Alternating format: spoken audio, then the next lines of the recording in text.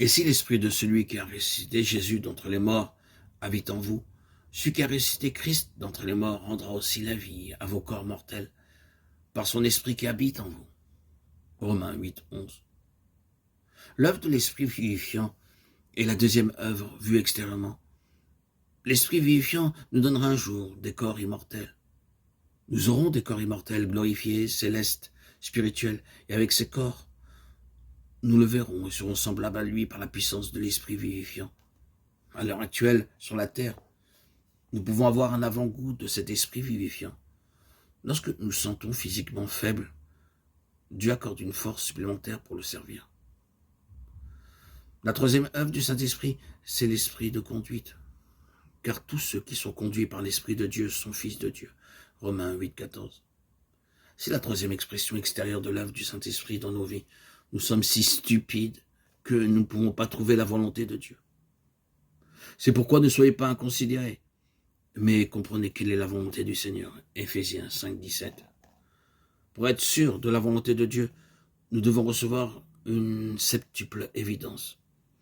Je vous donnerai brièvement ces 7 évidences de la volonté de Dieu. Tout d'abord, 1 Samuel 16, 12. Nous pouvons appeler cela le témoignage du Saint-Esprit. La deuxième évidence se trouve dans Psaume 119, 5. C'est le témoignage de la parole de Dieu.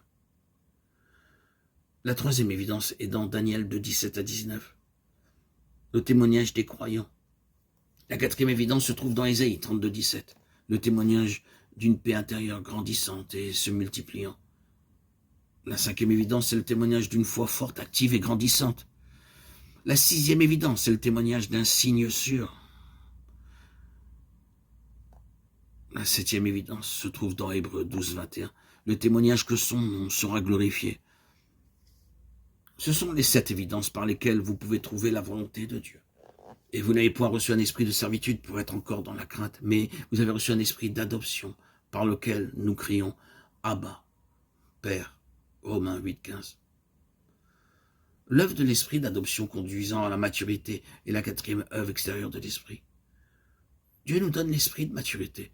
Il a accordé l'autorité à ses serviteurs, c'est-à-dire aux apôtres, aux prophètes, aux évangélistes, aux pasteurs et aux docteurs.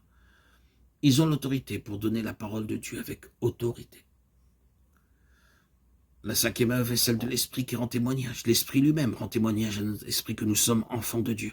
Or, si nous sommes enfants, nous sommes aussi héritiers, héritiers de Dieu et co-héritiers de Christ, si toutefois nous souffrons avec lui afin d'être glorifiés avec lui.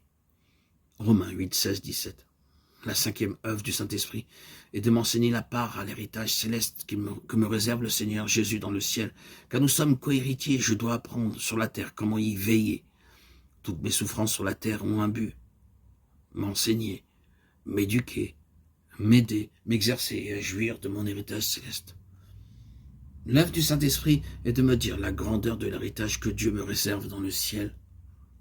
C'est pourquoi nous triomphons dans nos épreuves sans murmurer ni nous plaindre, mais en remerciant Dieu pour les souffrances, car par ces souffrances, nous sommes qualifiés pour régner avec le Seigneur Jésus dans le ciel.